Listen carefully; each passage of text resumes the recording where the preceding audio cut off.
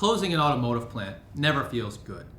There's a huge ripple effect, both on the local community and the region. The loss of jobs and being left with a large, abandoned, functionally obsolete manufacturing plant. Perhaps that doesn't need to be the case in Twinsburg, Ohio, where Chrysler closed its former stamping plant. Hi, my name is Terry Coyne, and I'm a commercial real estate broker with the Cleveland office of Grubb & Ellis, and you are watching the Coyne Report.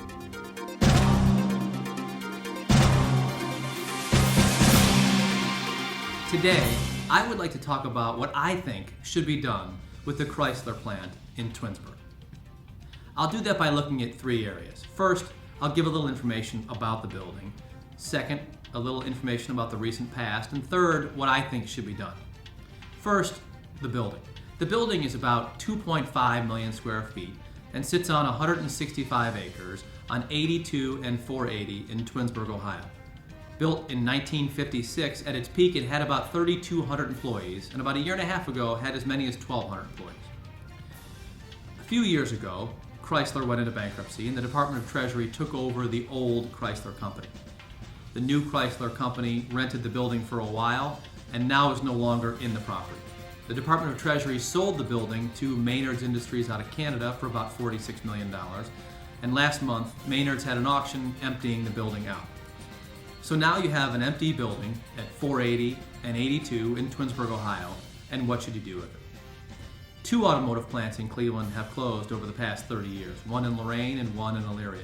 They're both large, hulking buildings that tend to have high vacancy rates and low rents, and it depresses and dampens the market all around. Twinsburg could end up the same way, but what do I think should be done? I think it should be all torn down. The asking price is apparently $15 million. If you bought it for $13 million and you received about $7 million in scrap value, you could be in the property for about $40,000 an acre. If you had to build a road and make it a nice industrial park, you probably would have about $80,000 per acre in a market where land is worth about $110. And on that much land, you could easily build about 1.5 million square feet of property, which would employ about 1,500 people.